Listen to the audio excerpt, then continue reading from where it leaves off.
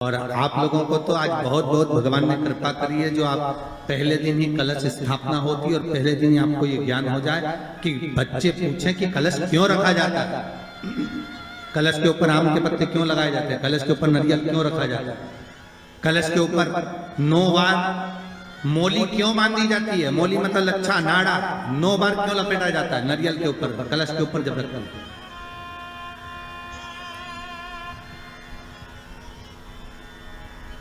कलश के ऊपर जब जब श्रीफल रखाता है, नारियल रखाता है, तो उस पर 5 बार 7 बार मोली नहीं लपेटी जाएगी, तो 9 ही बार लपेटी जाएगी। 5 या 7 बार लपेटते हैं तो कहते हैं कि लक्ष्मी की छिन्नता होती है, और वो 9 बार लपेटी जाती है तो भरपूर लक्ष्मी का भंडार भरती है। क्यों क्यों कहते हैं उसे?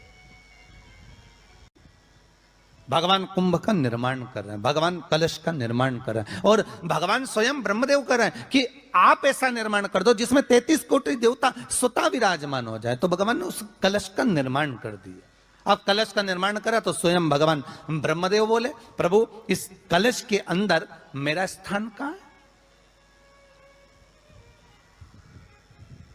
मेरा स्थान कहां है?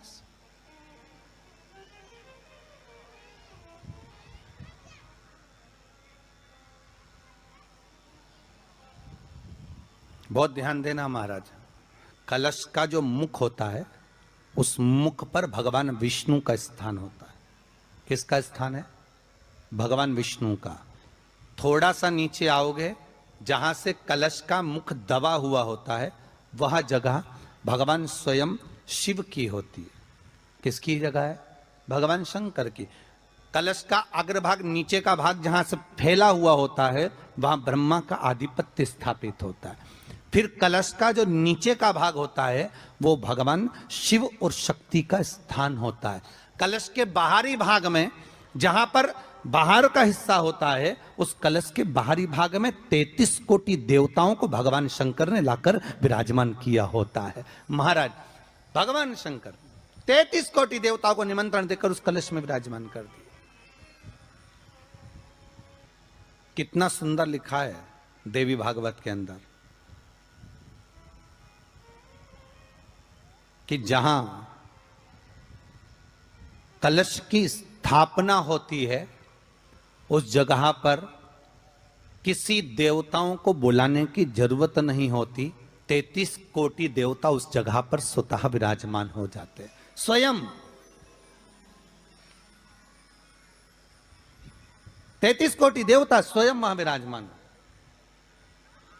शक्ति, दुर्गा, भवानी, जगदम्बा, जगत जननी मां अंबे का नाम जगत का भरण पोषण करने का काम कर।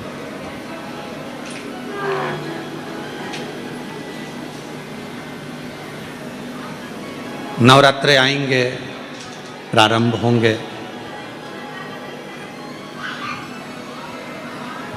उस नवरात्रे में अब की बार तो नवरात्रे 10 दिन के हैं। आप सभी को बहुत बहुत बधाई हो इसकी। कहते हैं नवरात्रे जब बढ़कर आते हैं, 9 दिन से अगर 10वें दिन नवरात्रे बढ़ जाते हैं, नवरात्रे अगर एक दिन भी बढ़कर आते हैं, तो माँ जगतजननी की आराधना करने वाले, साधना करने वाले भक्तों को जितना फल नवरात्रे का प्राप्त होता है वो 10 गुना फल नवरात्रे में प्राप्त होता है। अगर नवरात्रे एक दिन बढ़ जाएं, 10 दिन के नवरात्रे हैं अब की बात।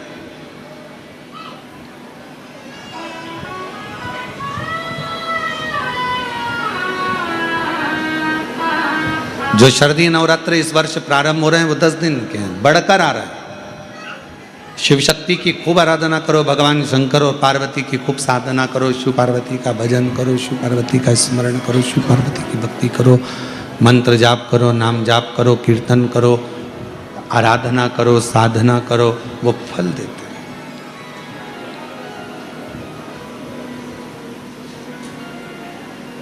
आराधना साधना मां अंबा जगदम्बा की भी शिव के साथ करो।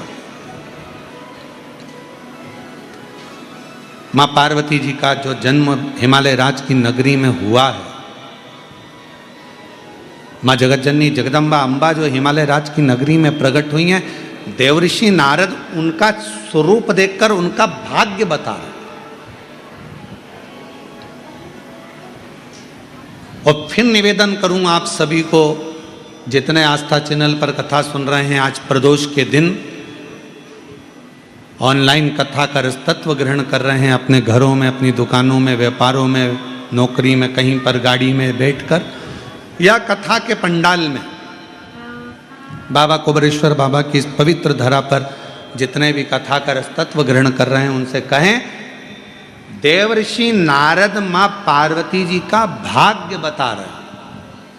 और निवेदन करूंगा, दुनिया में भाग्य बताने वाले तो ढेर मिल जाएंगे, पर भाग्य बनाने वाला ढेर नहीं मिल सकता।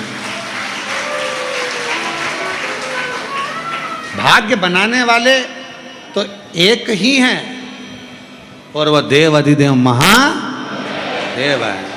जो एक लोटा जल चढ़ाता है, मेरे शिव, मेरे शंकर, मेरे ओघड़ी, मेरे शंभु, मेरे त्रिकालदर्शी, मेरे कैलाशी, अविनाशी, उसका भाग्य नहीं, उसके जीवन को बदलने का पूरा कार्य कर देते हैं, उसकी जिंदगी बदल देते, उसका जीवन बदल देते, संपूर्ण वो बदलते।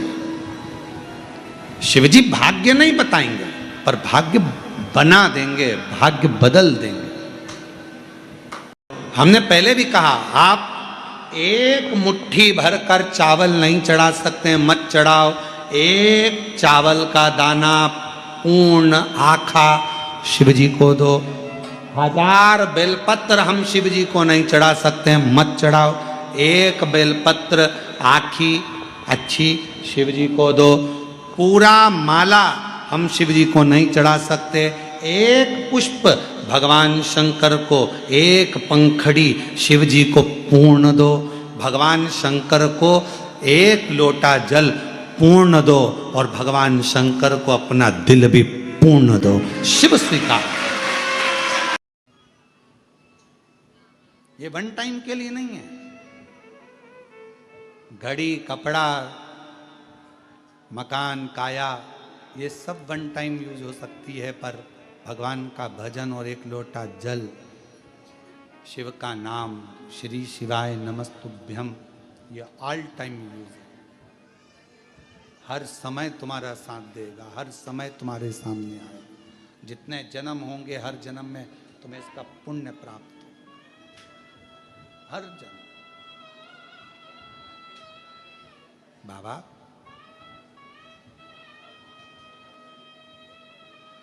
जैसे ब्रह्मा जी और भगवान शिव, भगवान नारायण, भगवान शंकर भगवान को जानने का प्रयास कर रहे हैं और शिव को जान नहीं पा रहे। नारायण तो जानते हैं भगवान को, पर ब्रह्मा जी नहीं जान पाते, ब्रह्मदेव नहीं जानते। कोई जरूरी नहीं है कि आपके बहुत सारा आप में विद्वत्ता है तो आप भगवान को जान लोगे। शिव को जानना कठिन है। भगवान शंकर को, जैसे कथा आती है कि नवरात्रे में जैसे माताएं कहती हैं, हम नवरात्रे में माता जी का व्रत रख रहे हैं, हम नवरात्रे में ये उपासना कर रहे हैं, हम नवरात्रे में माता की ज्योत खड़ी कर रहे हैं, हम नवरात्रे में माता का अनुष्ठान। बिल्कुल करो, अनुष्ठान करना जरूरी है। आप व्रत करती हो जरूर करो, आप साधना करती हो, आपके घर में जैसा होता है वैसा करो, आपके घर में जो होता है वो करो। पर साथ में नवरात्रे में यदि प्रेमवश नवरात्रे में अगर माँ जगतजननी जगदम्बा का, अम्बा का दर्शन करने के लिए माता रानी के मंदिर तक जा रहे हो, तो एक पुष्प की 9 पंखड़ियां जरूर लेकर जाओ, या 9 पुष्प लेकर। और वो भी नहीं कर सकते, अपने घर में माँ जगतजननी को 9 चावल के दाने लाल चंदन में कर कर अर्पित करो। माँ को रिझाओ, देवी को रिझाओ, और शंकर की जितनी आराधना कर सकते हो। श्री शिवाय नमस्तुभ्यं, श्री शिवाय नमस्तुभ्यं, श्री शिवाय नमस्तुभ्यं, श्री शिवाय नमस्तुभ्यं।